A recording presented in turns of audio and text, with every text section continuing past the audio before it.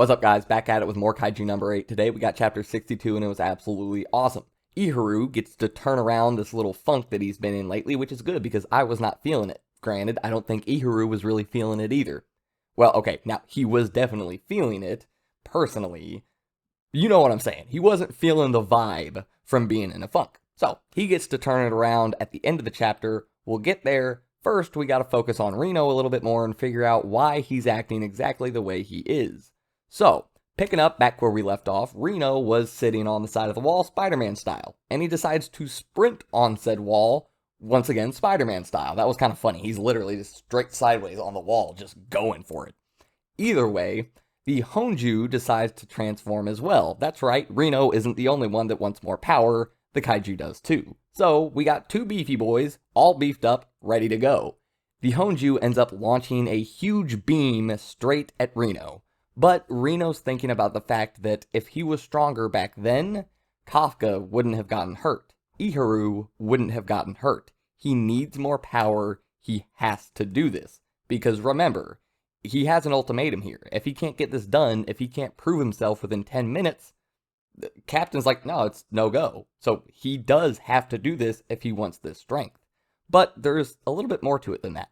But before we get to that, the beam, like I said, is coming at Reno. Luckily, he's a lot faster now, so he tightens up the muscles in his legs and launches forward straight toward the Kaiju, dodging the beam and basically getting to this thing like that. He jumped off the wall, the lieutenant, vice captain, whatever, was like, wow, he's fast, and boom, he was on the Kaiju, destroying the uni-organ, the big spikes that came out when it transformed, that I assume allow it to, shoot the big beam. So, that's some good news, but there's some bad news to go along with it. While Reno is doing this, he is getting muscle tears in 6 different locations and his blood pressure is rising. I'm sure it's gone past rising and it has already risen to pretty unsafe levels. Just a hunch. Either way, the good news is the uni-organ is fully destroyed. Reno is getting to the point where he is getting enough power to really fight back against this thing and really start to deal with its regeneration.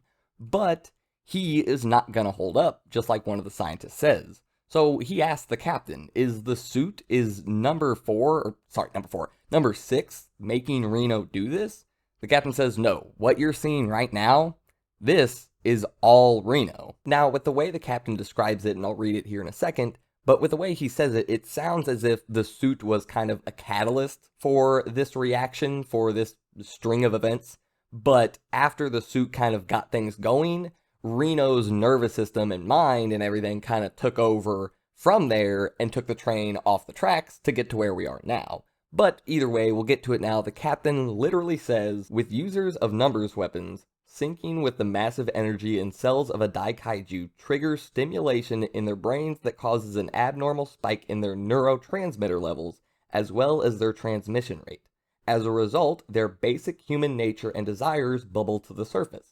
And depending on their personality, the impulse is strong enough to destroy their own body. So yeah, the suit syncing with it causes things to start going out of whack a little bit.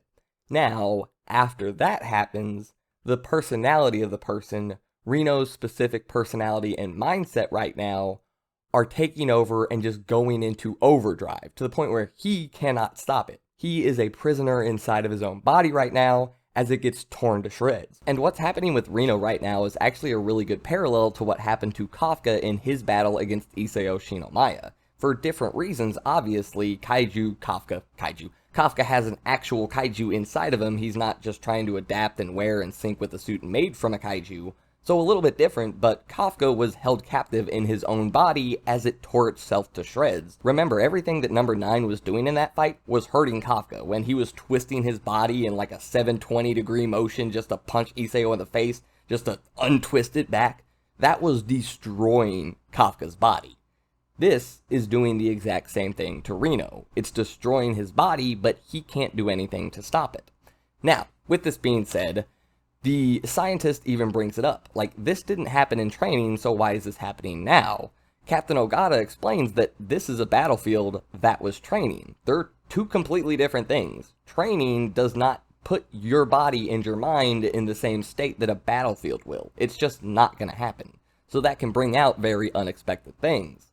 And on top of this, This is the number 6 suit, made from the strongest kaiju in history, or whatever they call it. This thing must be doing a ton of damage to Reno. The toll on his body must be immense. And yeah, pretty much. We'll get there. Trust me, we'll get there. We get to see Reno as he struggles for control inside of his own body. He says it hurts, his body does, but he can't stop it. It won't stop. He can't even control his own thoughts. Imagine that. Imagine literally being captive to your own body, and it's just doing all kinds of shit, basically trying to kill itself, and you're just stuck there.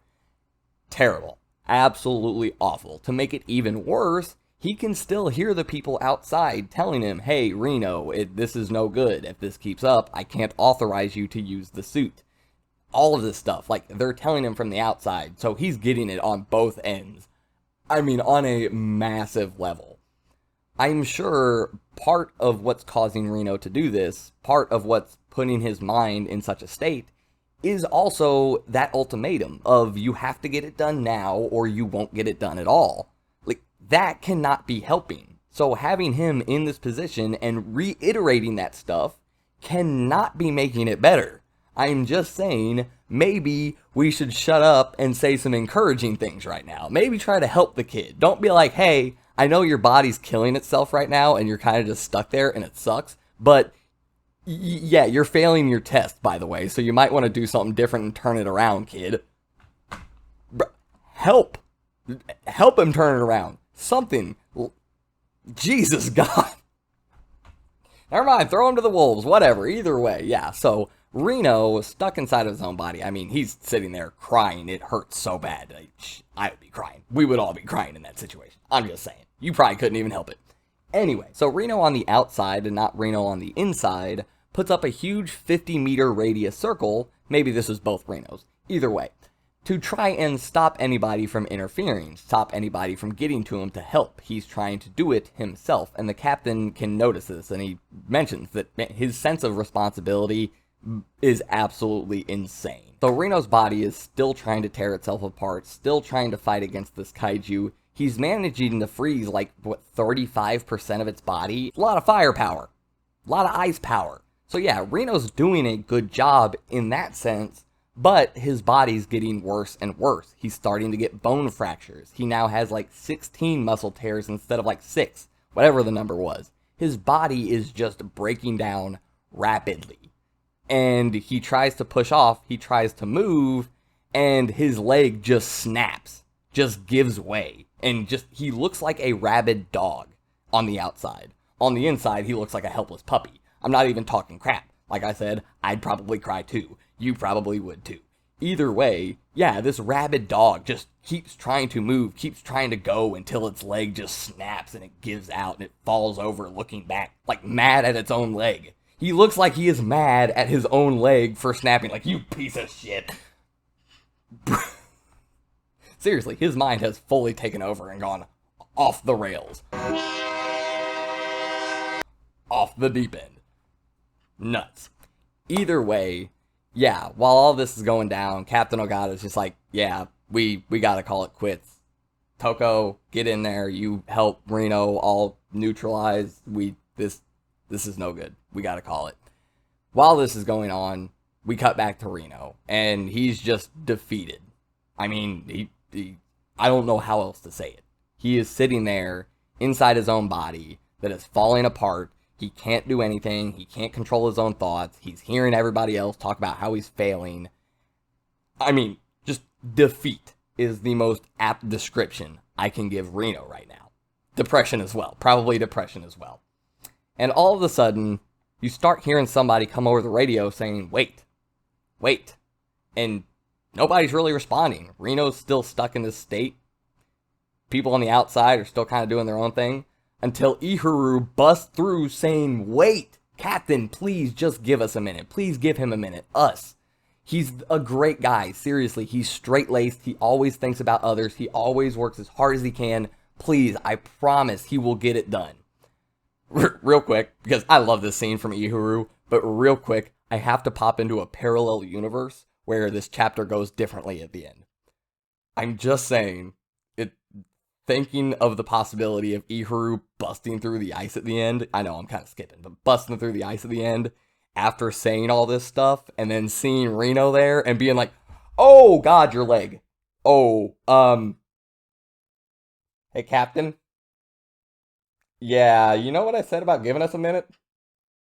Yeah, his leg's really messed up. I think we need an evac. The captain's just gonna come over like, no shit, we said he has a fracture in his tibia over the radio. Just saying, absolutely hilarious parallel universe line of events. Anyway, back to what we're actually talking about. Reno goes running through all of this ice that is sprouting everywhere as he's trying to plead with the captain to get Reno a few more minutes to get this done. Obviously, Ihuru can imagine exactly what this means to Reno. They've become pretty good friends. Either way, while this is going on, the captain asks his vice captain, like, what was his rating again? What was his unleashed combat power? 24. That kid's not, it's not how you perform at 24. So Ihuru right now is performing above his specs. You can tell it's a pleasant thing. It's not like, oh, he's performing at a 12% when he should be performing at 24. No, Ihuru is going above and beyond his current listed rating. So, good. Very good thing. Because quite frankly, Ihuru is walking into an absolute death trap. And if he was not performing above 24%, he would probably end up getting impaled. This ice is still sprouting all around him. Remember, Reno is basically subconsciously trying to keep everybody else away. He doesn't want to accept help. He wants to do this because he has to do this. So those spikes are coming from Ihuru. He's dodging, zipping, moving out of the way. He's doing his thing, like the captain said, performing above 24%. And like I said, good thing too, because earlier in the chapter when this ice circle started forming, one of these spikes went straight through one of the Yoju. Just straight through it. Nothing. No resistance. Not a damn thing. Like that thing was a marshmallow puff. Ihuru was having a problem trying to fight them. Like he's like, man, I can't even one-shot the lowly Yoju. So they're comparable to Ihuru. One of these ice spikes will straight up impale this kid. So he is definitely putting his body on the line, and I'm loving it. So he's going running through, making Reno's case. He finally gets there, finally busts through, and gives Reno what he needs in this moment. A good friend, a helping hand, somebody to tell him it's okay, we got this, you can do it, I'm here to help. So Ihuru came in absolutely clutch. I loved it. This is great. I'm so happy to see Ihuru turn it around and say, no, my friend needs my help right now. My friend is in a worse position than I am, by far. It doesn't matter what's going on with me. It doesn't matter if I'm in the dumps. It doesn't matter if everybody else is pulling away from them, pulling away from me. I need to do what I need to do for my friend, for my boy Reno. And he just gets up and does it. Love, love, love to see it. So, I hope you guys enjoyed the chapter. And real quick before we go, there's one more thing that I think is going to call back to Reno and Kafka here. And it's going to be Ihuru and Reno. Remember, back when Kafka and Reno were taking the entrance exam, Kafka couldn't use his powers, so he was super weak. Reno had to pick him up and literally put him on his shoulders to carry him to victory. Reno has a broken leg right now. Chances are Ihuru's going to pick him up, put him on his shoulders, and literally carry this boy to victory. I can't wait to see it. It's going to be super hype. Maybe it doesn't happen that way. Who knows? But I can't wait to see more. I hope you guys enjoyed the video. I hope you enjoyed the chapter. Let me know your thoughts down in the comments below, and I'll see you guys next time. I'm out.